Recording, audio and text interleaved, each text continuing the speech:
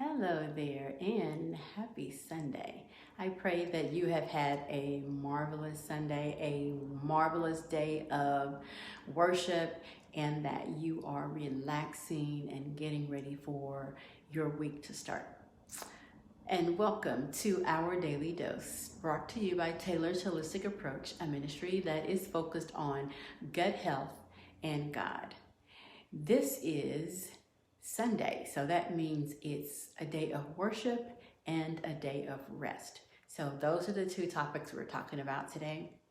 I hope that someone comes on and is able to tell me about their day of worship. I have spent the morning with my grandchildren and now they are gone, and my worship experience will happen after this. So I'm excited and anxious to hear about your worship experience today. How the sermon subject, the pastor preacher that you experienced today.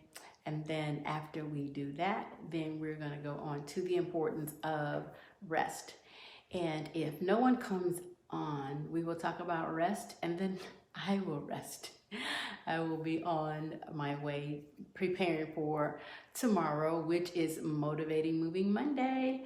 So this is a daily live that comes on, just giving you a little bit of goodness each day to help you on your health journey.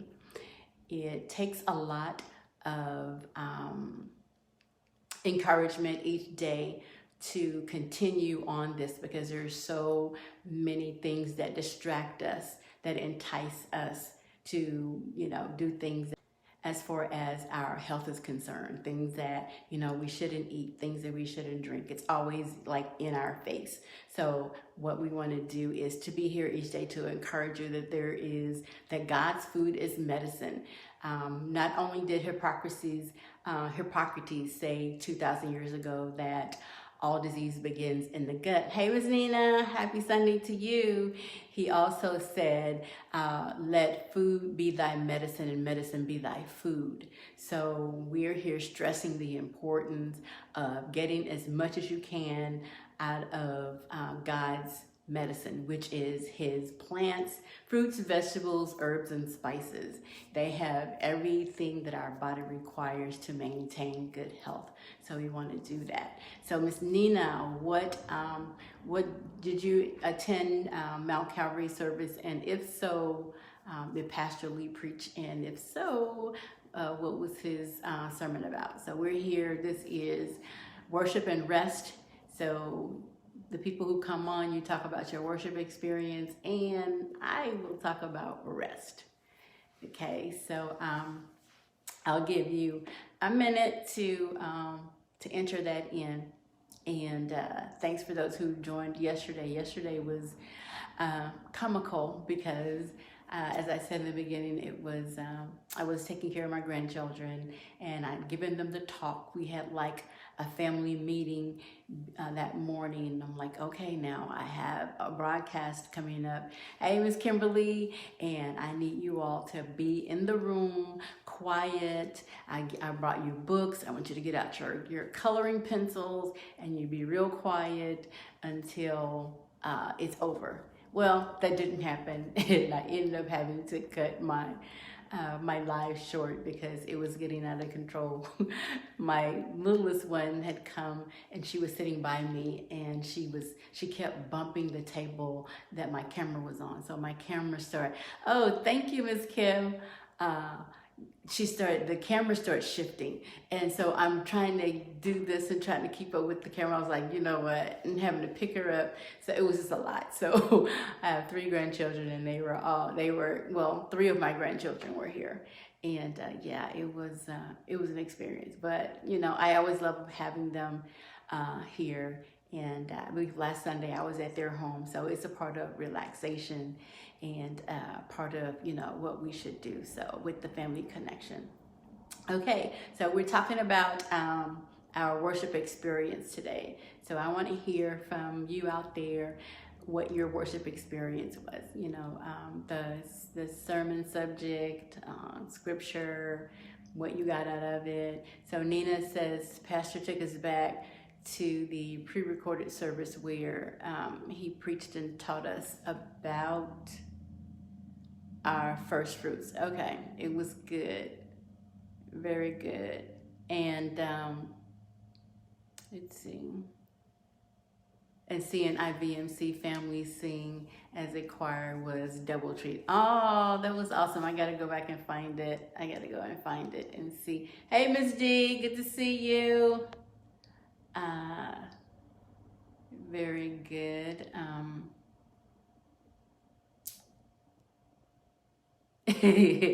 I was right in front. Okay. I gotta go back and see it. All right, so Miss D, did you do Pastor Henderson again today? So you guys should check out this pastor that he's a young man, and I don't know how young, but younger than me. And but he also, you know, he has some awesome sermons. So Miss D, Miss DeWanda Brown, namesake as Pastor Brown calls her, normally listens to him. So that's awesome. So Kimberly, did you, oh, you said you did Mount Calvary today too.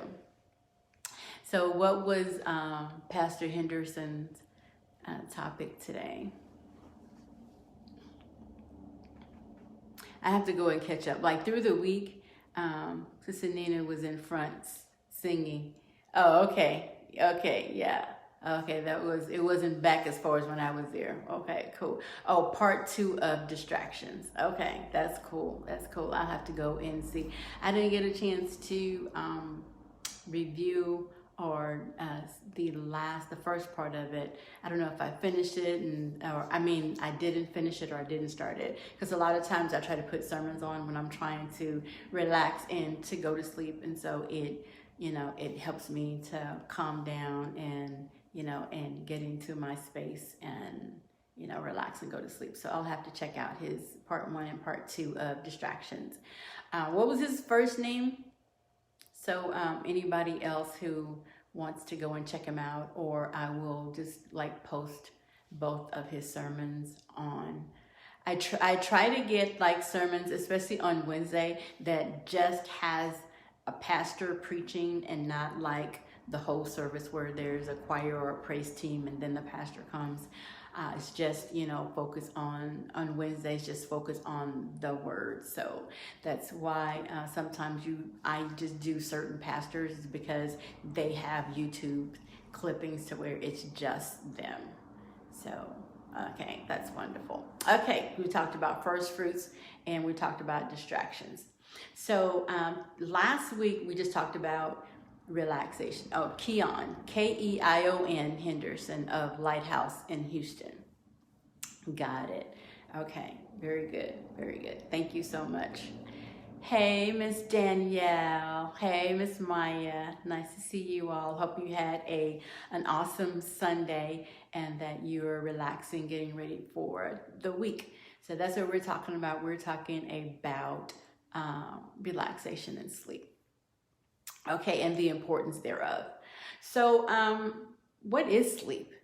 What, you know, some definition that I found that I think is interesting and I like, and I found it it was a video from The Economist, and it says it's a state of paralysis and unconsciousness.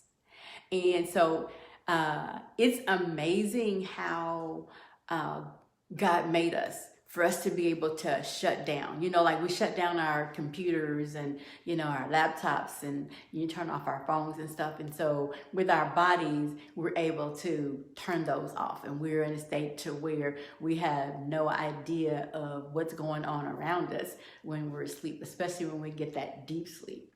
So our body has a clock, and the clock is called our circadian rhythm.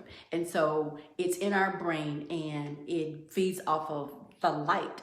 So that's why they say, you know, it's best not to like be on your phone or on your laptop or anything so many like hour to 2 hours before bedtime, so that this certain process can take place where your body, your brain can start shutting down. And so when our body, when it sees like the darkness or whatever, then the hormone melatonin comes into play, and it starts producing this melatonin for us to start, you know, relaxing.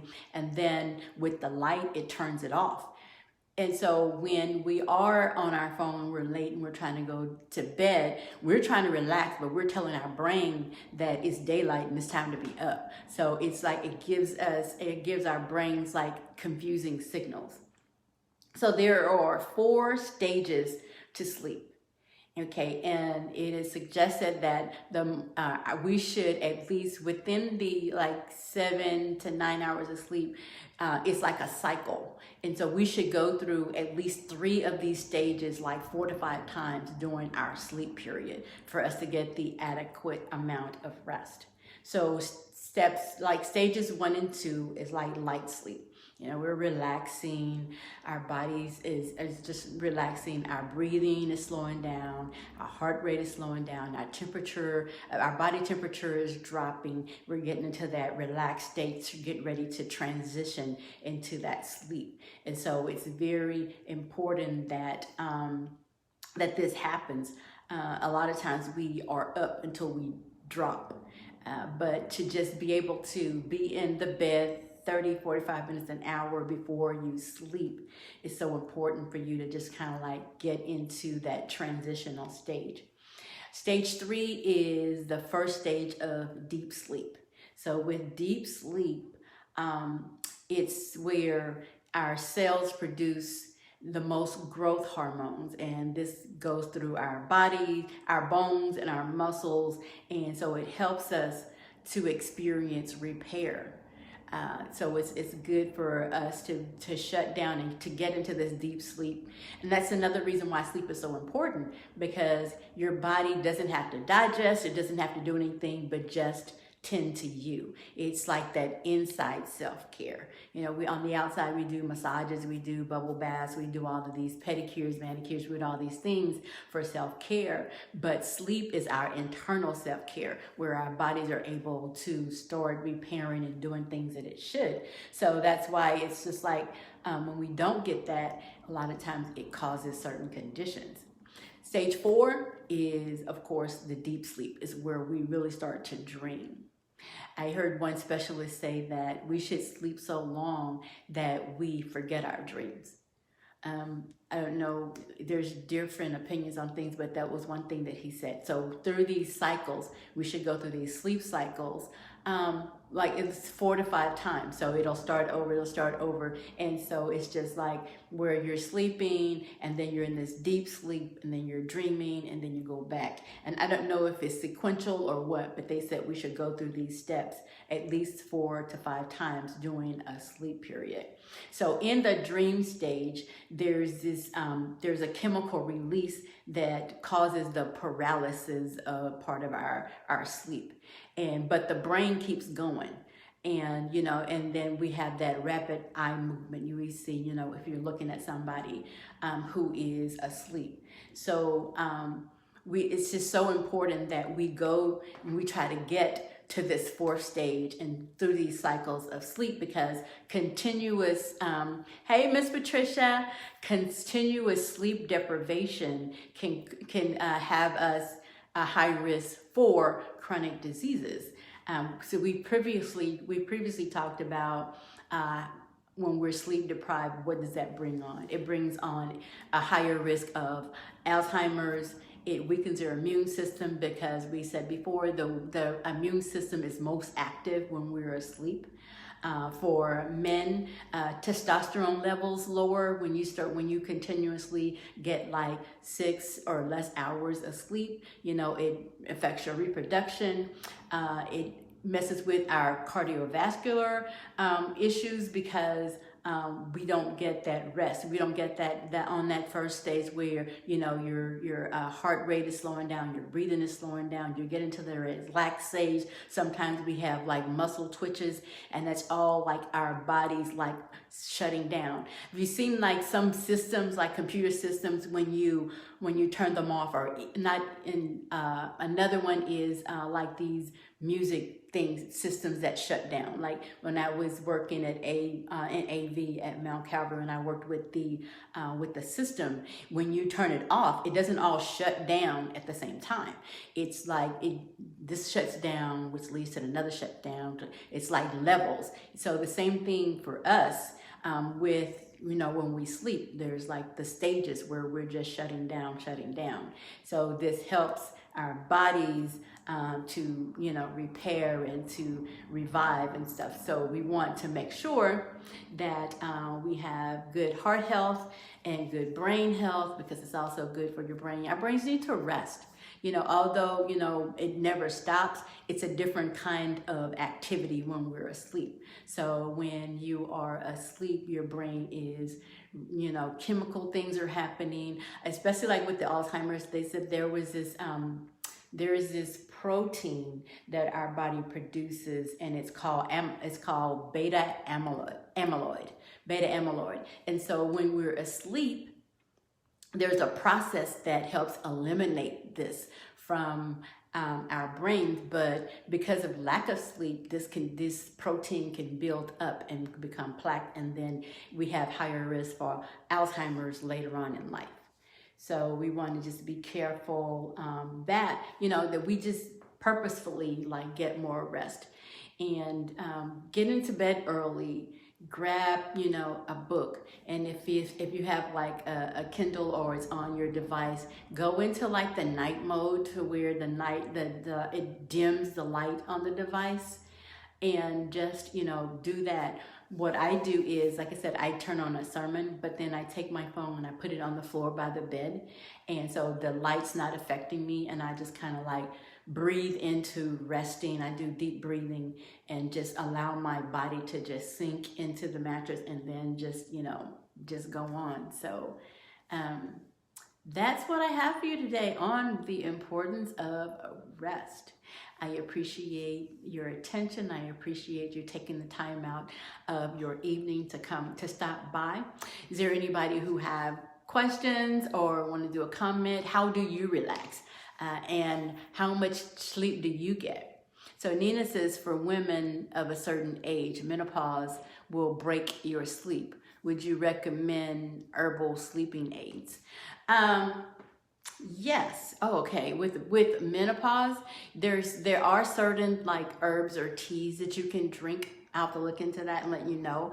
But to help, I know green tea was one of the teas that helps even with symptoms from, you know, aging and menopause. So you might want to look into drinking, you know, green tea before bedtime to help you relax, or chamomile tea.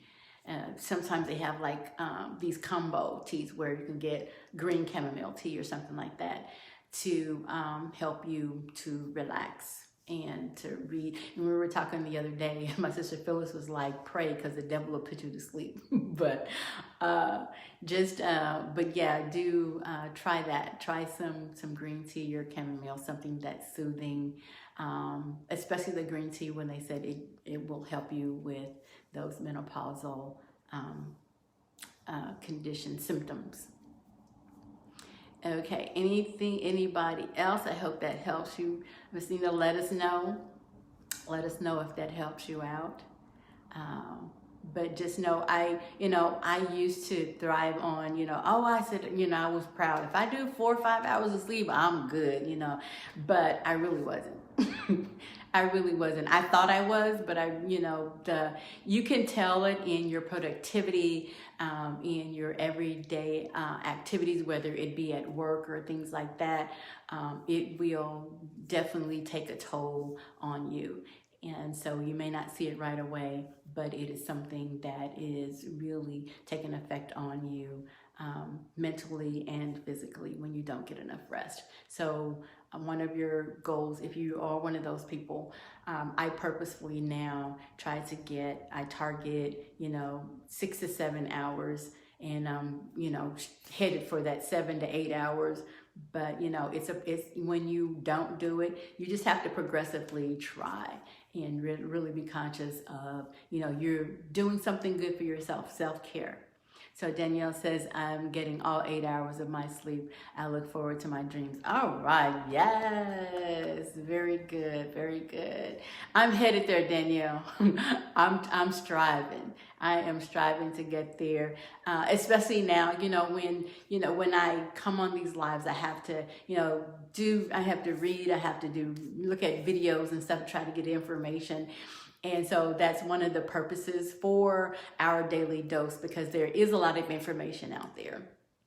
And so doing the research and stuff for these lives, it helps me too. So I just thank God for putting me here in this position to be an encouragement to everyone and to give you bits of information on each day. So it's an honor, and I thank God for it.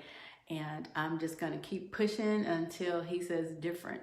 So tomorrow is Motivating Moving Monday, and is where we talk about the importance of staying active, and we move a little bit. Okay, we put on some music and then we do some moving. So last week we did movement and we did stretching, and we'll be doing the same thing on tomorrow, just to give you a little bit of boost to your Monday, and give you an encouragement to continue to do it and the importance of it. Okay, because the more you move, the more you move, and the less you move, the less you'll move, and you will feel it. Okay. All right. So anything else? May God bless and keep you. Make his face to shine up on you, give you his peace. May he lift up his countenance and just continue to bless you and